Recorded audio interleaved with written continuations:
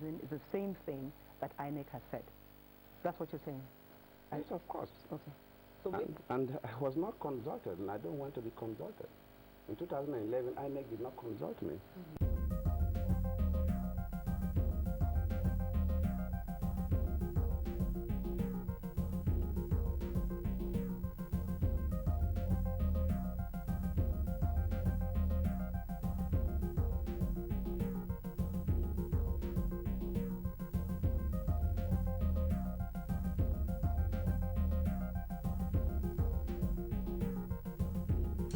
Right, it's a wonderful afternoon, a beautiful afternoon. It's Nigeria 2015, and you know, earlier this morning on our program we told you that we're going to be back here for 3 o'clock, and we are back here. Well, my guest is in the house already, and we're not going to take much of your time and much of his time as well. Well, my guest is Alhaji Lai Muhammed, the National Public Secretary of APC, and he is also my boss. Welcome to Sunshine TV, sir. Thank you very much. It's nice to have you here. It's nice to be here too. You're welcome, sir. Thank you. Well, not to take much of your time, sir. The song going on, the reactions going on right now in Nigeria is the postponement of the election, which everybody, even as of today, when we went to the grassroots, they are still reacting to it. Nigerians are not happy about it. So what is your own take on the postponement of the election? Although they said 16 parties, as at then, before they even postponed the election, there was the news that 16 parties called for the postponement of the election, and those 16 parties, of course, we know that APC was not part of those parties, and they're not quite, you know, after some time, we heard about the postponement of the election. So what's APC stand on the postponement of the election? Thank you. We're on the same page with Nigerians. We are very disappointed about the postponement. We see the postponement as the attempt by the PDP using security concerns to buy more time, presumably to perfect their rigging machinery, to embark on more of the smear campaign they've been doing, to muddy the water completely, and generally to frustrate and arrest the momentum of Nigerians who want change. I believe that the first reaction, or what I always want to say, what the PDP thought would happen, was that they probably thought that the whole country would be thrown into chaos. At the aftermath of the postponement. But we read through them. We knew this was precisely what they planned. So we appealed to Nigerians and especially our supporters to remain calm and to remain resolute. Now, there's absolutely no basis whatsoever for postponement. If you remember, it was the National Security Advisor that I think mouthed the whispers first in London about 2 weeks ago. But even in London, his concern was more about the non-collection of the permanent voters card. He never mentioned the issue of security. And when he came back, as soon as he came back, all the higher crowds, the talking heads, the sponsored groups, were all talking about non-collection of PBCs. But as soon as they realized that this was no longer a technical argument, I think they used the military chiefs to now force the arm of the national chairman and to blackmail him to postpone the election. Because why that argument does not hold water is that these same service chiefs on the 2nd of February at the National Peace Meeting in Abuja assured the entire world that they were ready for the elections and that security was intact. Now what happened between the 2nd of February and the 6th of February? Look, you see, it's the presidency, and I guess this is, you have I've never seen in the history of the country where a president is so afraid of elections that is going to, use, what I call under the table tactics to postpone elections. And we're on the same page with Nigerians, but we want to appeal to them that they must insist that these elections must take place. But I think the major concern of many of us is that does this man even want to hold elections at all? Because we don't know, by the 6 weeks he's talking about what is And you see, if you look at the letter that they wrote, they said at least 6 weeks. At least 6 weeks. They mean anything more than can 6 happen. weeks. But you see, they must understand that the Constitution is very clear. Elections must be held at least 30 days before May 29. So any other further postponement will not be within the bracket of the provisions of the Constitution. So they must hold this election. I think what the Nigerians need to do now is to continue to mount pressure on the government. Fine, if as for 6 weeks, we give it 6 weeks for elections postponed. And we also want to take the opportunity to please advise Nigerians to stop selling their permanent voters card.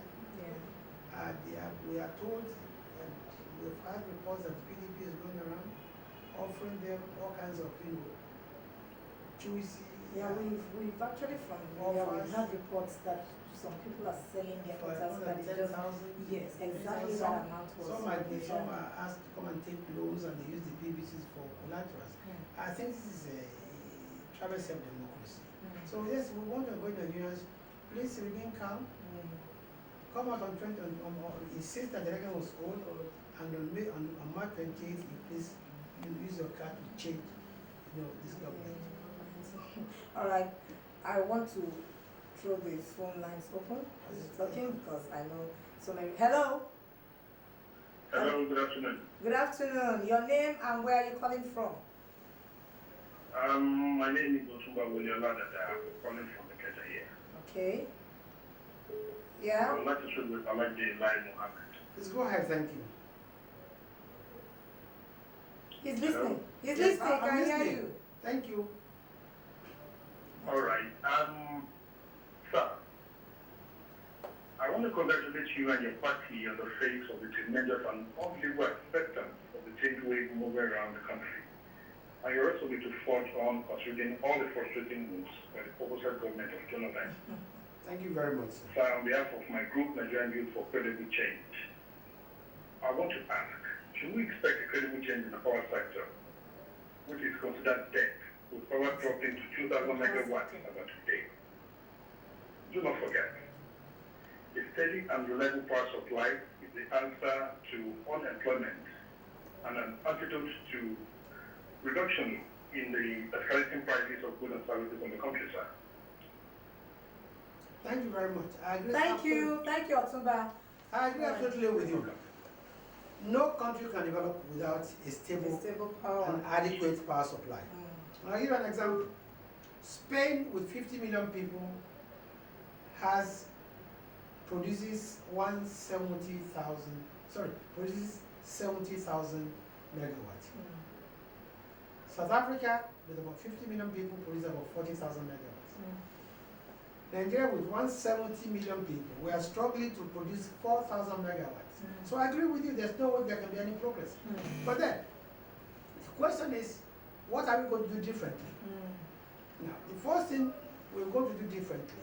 But before we tell you what we're going to do differently, I will tell you why isn't the so-called reform working after the trillions of naira they've thrown into the system.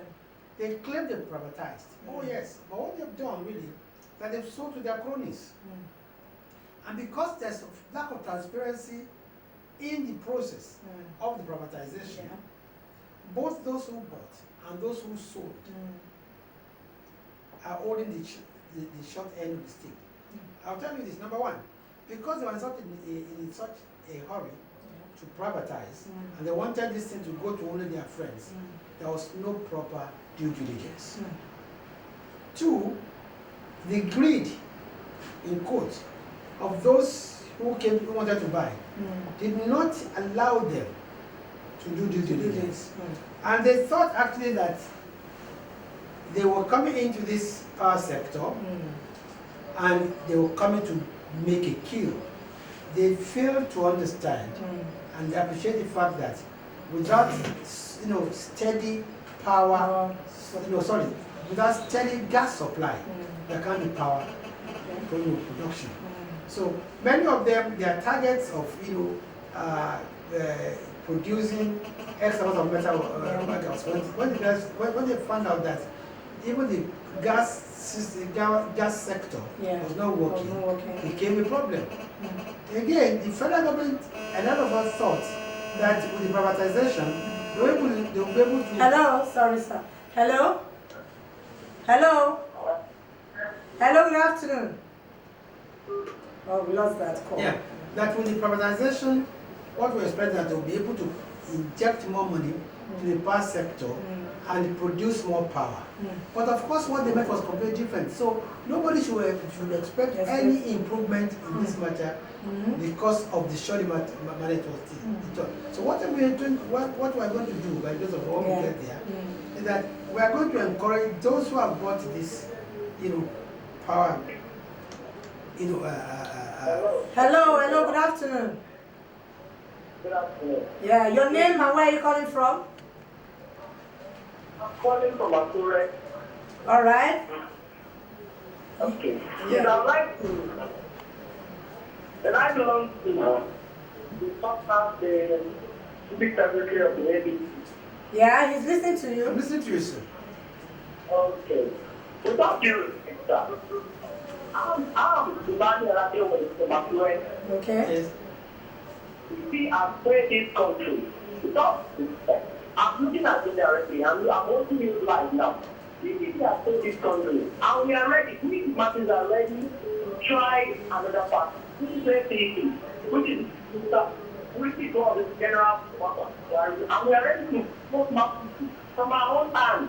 From our own hand here in Akure and the entire people of those states. We are ready to vote in General Buhari. That's my word. Thank you very much. Hello, Thank you. Thank you That's very much. very encouraging that you are going to work and vote for General Buhari.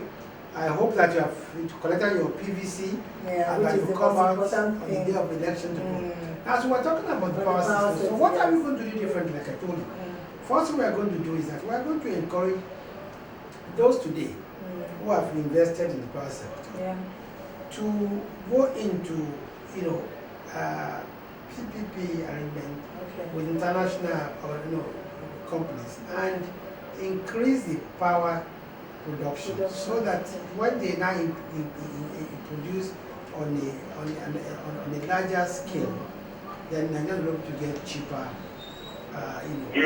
cheaper power. Two, we will ensure that the gas sector is reformed. Okay, sir. We Hello. stop flaring of gas and make sure that those gas are now used for direct, product generation, among other things.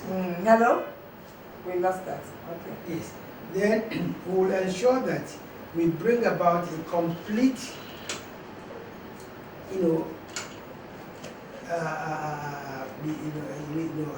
restructuring of the NNPC.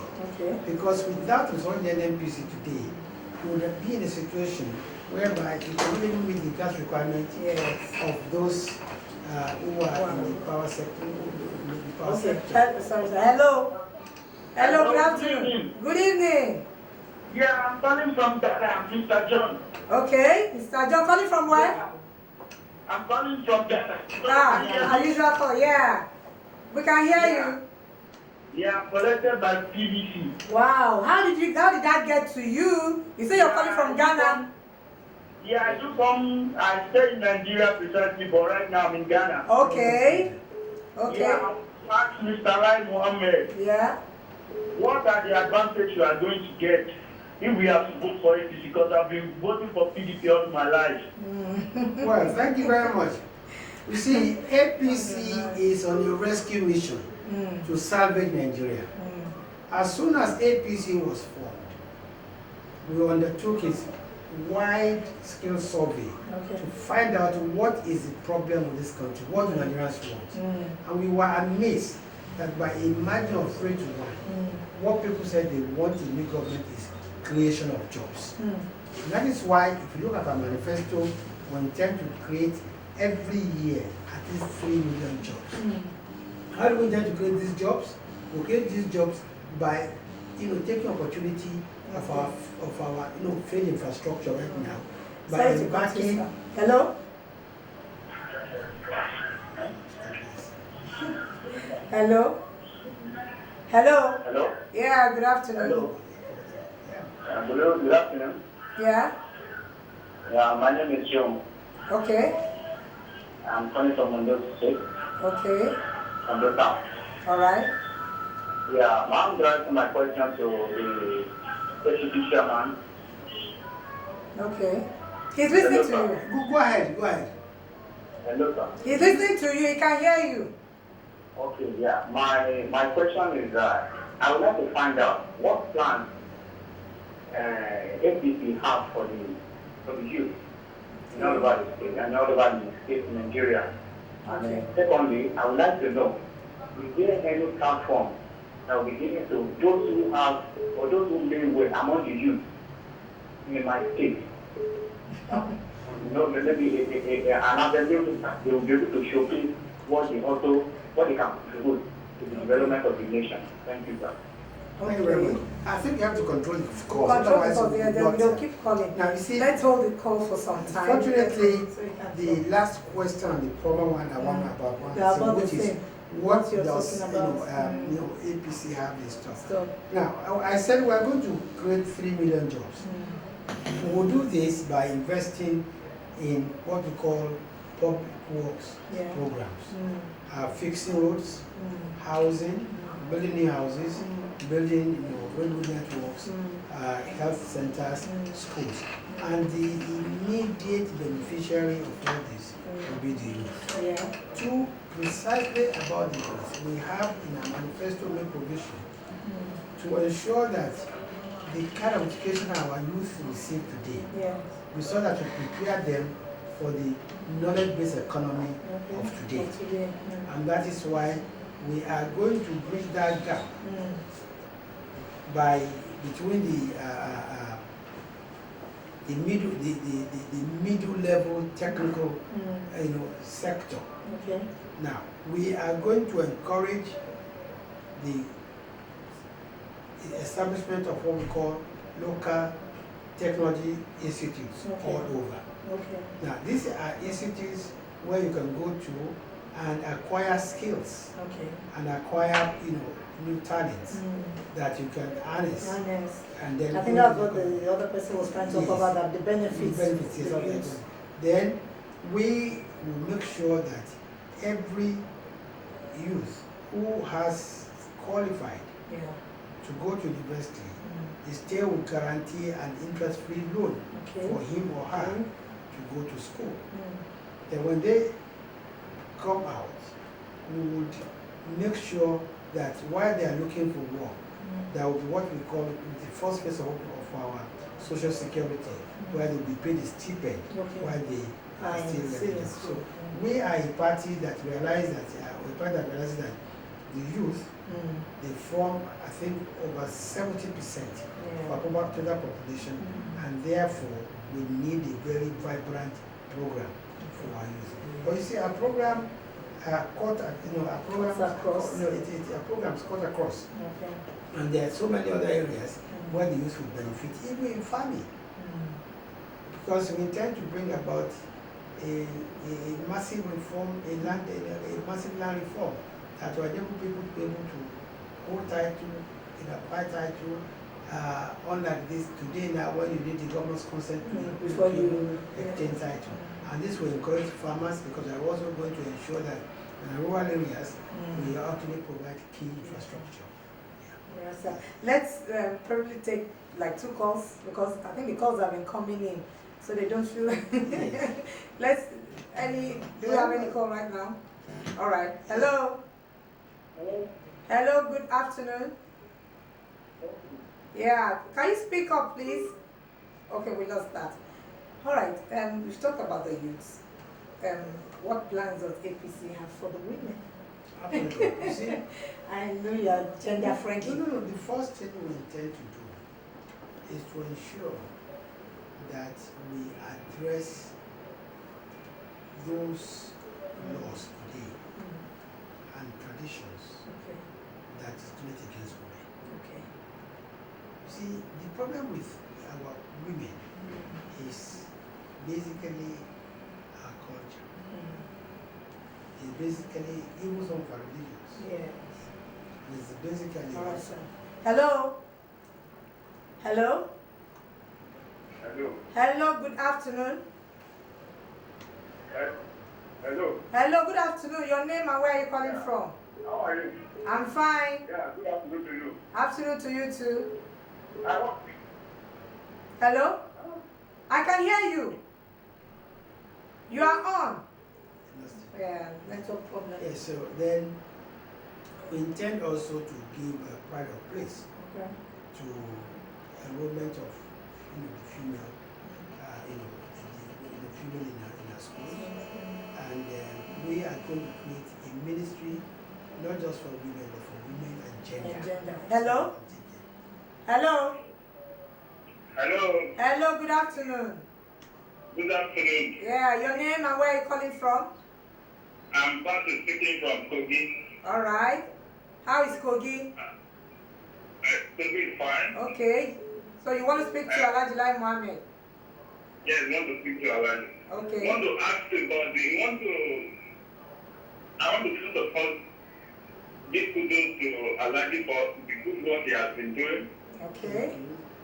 And I want to, we read in the newspaper this morning, the military all over was free in Lagos. Hello. Hello. Yeah, I can hear you. We want to ask you about